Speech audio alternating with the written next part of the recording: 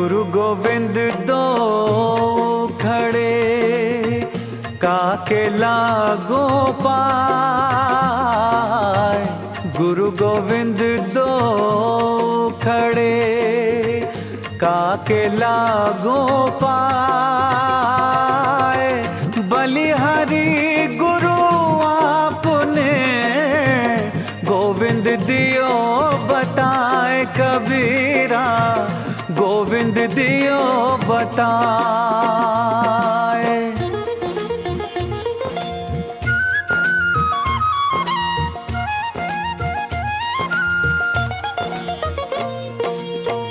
गुरु गोविंद सब एक है, बाकी सब आकार।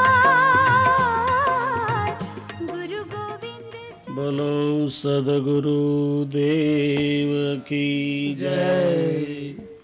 सदगुरु कबीर भगवान की जय। बोलो सदगुरु श्री शांतिदास जी महाराज साहेब की जय। बोलो सदगुरु श्री राम स्वरूपदास जी महाराज साहेब की जय। सकल संत समाज की जय।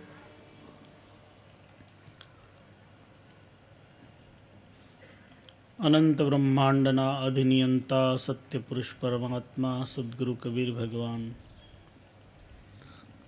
प्रातः स्मरणीय परम वंदनीय परम श्रद्धेय परम गुरुदेव श्री शांतिदास जी महाराज साहेब, परमादरणीय परम श्रद्धेय प्रातः स्मरणीय सद्गुरुदेव श्री राम स्वरूपदास जी महाराज साहेब, बदाज पूज्यपाद संत वृंद, आदरणीय भाइयों, पूज्य माताओं, ब्रह्म निरूपण पारायण का आज छठा दिन और उसका सायंकालीन पर्व, जहाँ हम सद्गुरु के द्वारा दिए हुए संदेश की चर्चा कर रहे हैं। सद्गुरु कबीर साहब ने धनी धर्मदास जी साहब को ज्ञान योग, ध्यान योग, अष्टांग योग, भक्ति योग, इन सब का उपदेश किया है। मनुष्य के जीवन में सर्वांग पूर्णता तभी आती है जब उसके पास ज्ञान भी हो, वह ध्यान भी करता हो, अष्टांग योग साधना भी करता हो और भक्ति भी करता हो, साथ ही साथ पूजा भी करता हो। क्योंकि मनुष्य को समय समय पर अलग अलग कार्य करने की आदत पड़ी हुई है। वो एक ही कार्य निरंतर नहीं कर पाता, उसका मन एक ही कार्य में सदा नहीं रहता, थोड़ा थोड़ा परिवर्तन वो चाहता है। और जीवन में भी आदमी परिवर्तन सोचता रहता है और परिवर्तन इसीलिए संसार का स्वभाव है। यहाँ तो हर चीज बदलती रहती है, कोई भी तत्व एक जैसा नहीं रहता। और उसके बदलते रहने के कारण ही आदमी को उसमें कुछ नयापन महसूस होता है। इसलिए जीवन में आदमी सुबह कुछ कार्य करता है, दोपहर को कुछ करता है, सायंकालीन कार्य कुछ होता है और रात्रि के समय में निद्रा लेता है। लेकिन जब आदमी का सभी कार्य वास्तव में युक्त रूप से होता हो तो उस कार्य को भी योग कहा जाता है। कुशलता के साथ व्यक्ति कार्य कर रहा हो,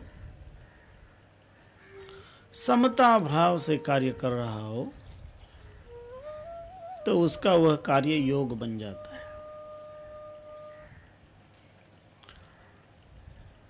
जब कोई सामान्य व्यक्ति भी किसी कार्य को एकाग्र रूप से कर रहा हो, उसे ख्याल भी ना हो, लेकिन वो उस कार्य में यदि तल्लीन हो गया है तो एक तरह से वह भी योग होता है। और प्रायः हर व्यक्ति का ऐसा अपना अनुभव होता है कि वह कहीं न कहीं तो ऐसा तल्लीन हो जाता है कि जहाँ उसको उस तल्लीनता के दौरान इस बात का ख्याल भी नहीं रहता कि वो क्या कर रहा है। कभी कभी आप यदि कोई सिनेमा देख रहे हों और वो इतना आपको अच्छा लग रहा है कि आपका चित्त उसमें चिपक गया कि आप एकदम उसमें इतने रममान हो जाते हैं कि यदि वहाँ कोई करुण दृश्य देखते हैं तो आपकी दोनों आंखें आंसुओं से भर के बहने लगती है और इतना आप रोते हो, इतना आप रोते हो।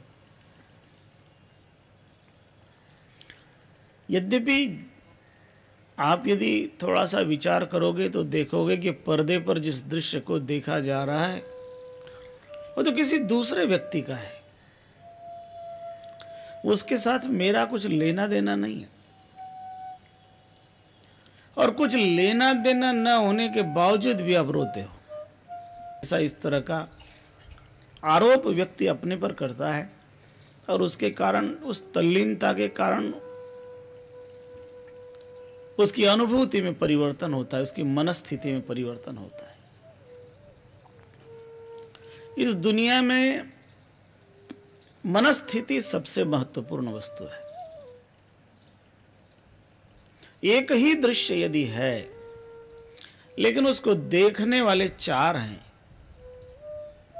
तो उस एक ही दृश्य का उन चार व्यक्तियों के लिए अलग अलग अर्थ हो जाता है।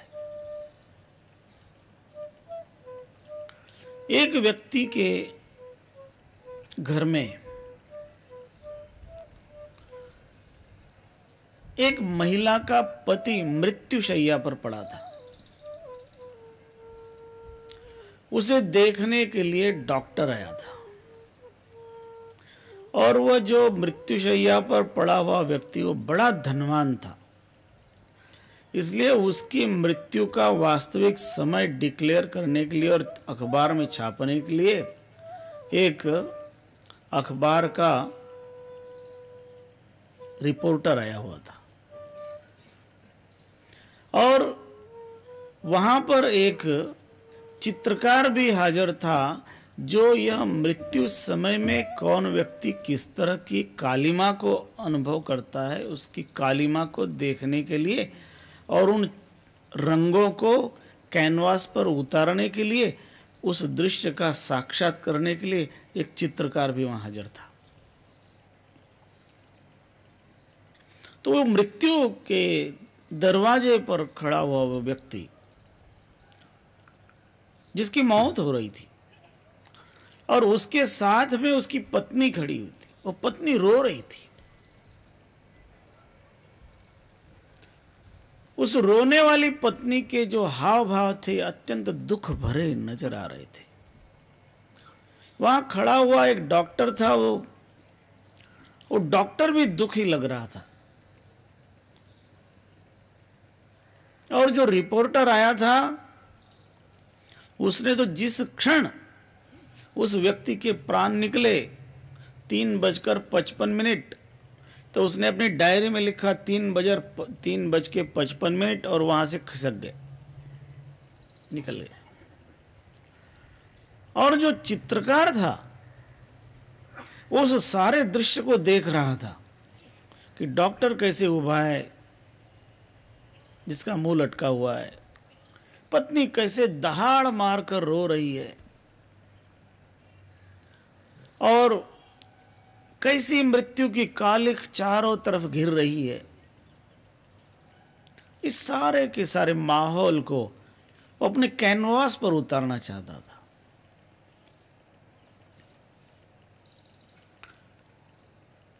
वहां पर जो उस पुरुष की नारी जिसके पति की मृत्यु हो रही थी, उसकी मनस्थिति में इतना अंतर कि वो महसूस कर रही थी कि मेरे अंदर कुछ मर गया है, क्योंकि कल अब वो वही नहीं होगी। कल अब उसके नाम पर विधवा का लेबल लग जाएगा।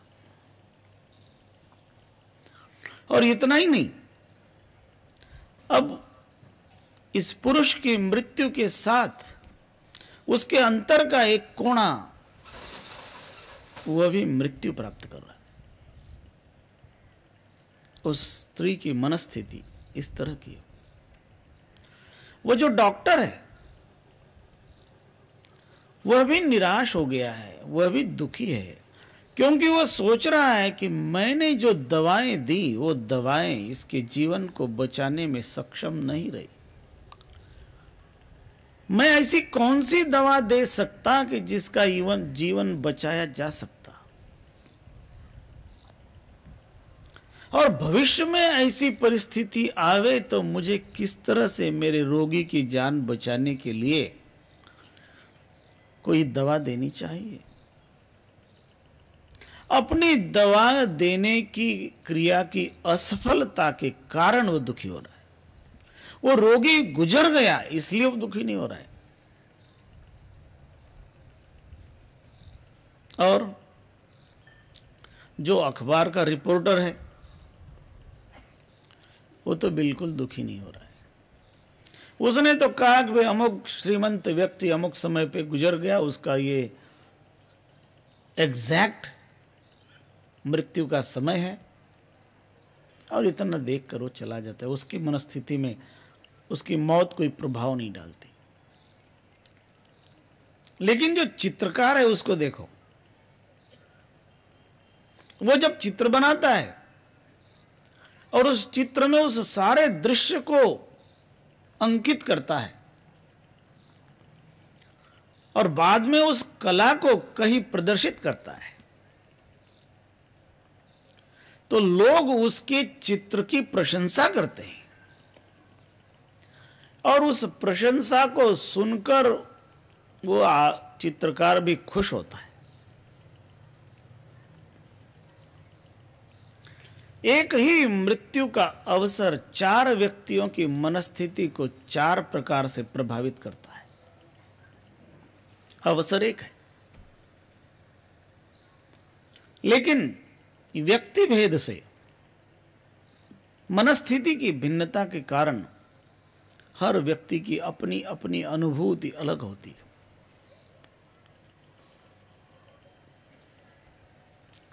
सबकी समान अनुभूति नहीं है, क्योंकि सबकी मनस्थिति अलग अलग है। जो जितना आत्मीय किसी को समझता है, उसकी उस आत्मीय के प्रति जो मनस्थिति होती है वो अलग होती है, और जो उसका आत्मीय नहीं है, जो उसको दूसरा लगता है, उसके प्रति उसकी मनस्थिति भिन्न होती है। और वस्तुस्थिति और मनस्थिति में बड़ा अंतर होता है। इसलिए जो मनस्थिति है उसी का नियंत्रण, उसको हम ध्यान कहते हैं। मन की तरंगों को नियंत्रण में रखना,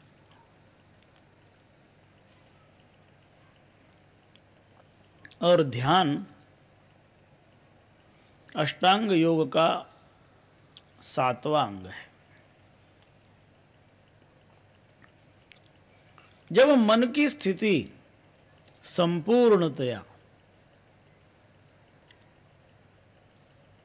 शांत हो जाती है, तरंगों से रहित हो जाती है, तो वह अवसर ही उस साधक का ध्यान लगा है ऐसा कहा जाता है।